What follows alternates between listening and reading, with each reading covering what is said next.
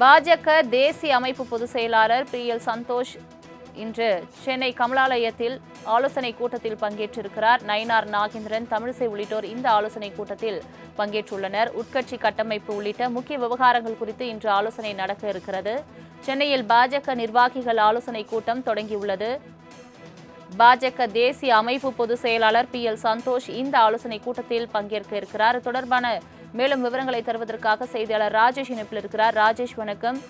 பாஜக நிர்வாகிகள் கூட்டம், ஆலோசனை கூட்டம் இன்று தற்பொழுது தொடங்கி இருக்கிறது. இந்த கூட்டத்தில் என்னென்ன விவகாரங்கள் தொடர்பாக ஆலோசிக்கப்பட இருக்கிறது? முழு விவரங்கள்.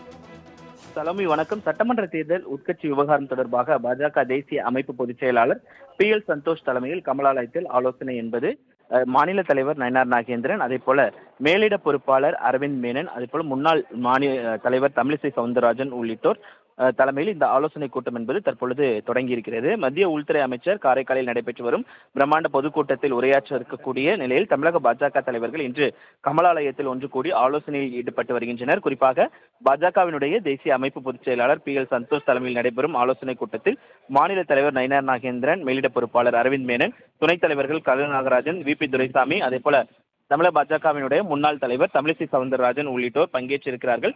இந்த ஆலோசனை கூட்டத்தை பொறுத்த வரைக்குமே தமிழக சட்டமன்ற தேர்தலை எதிர்கொள்வது, வீகம் வகுப்பது, பிரதமர் தமிழகம் வருகை உள்ளிட்ட பல்வேறு முக்கிய விவகாரங்கள் குறித்து விரிவாக ஆலோசனை மேற்கொள்ளப்படும் என்று எதிர்பார்க்கப்படுகிறது.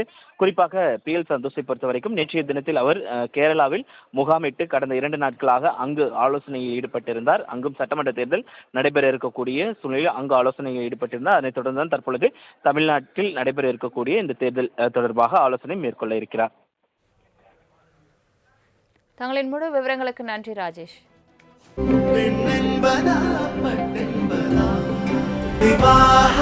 மணப்பெண்ணின் பிரத்யேகமான திருமணம் விவாஹா தி சென்னை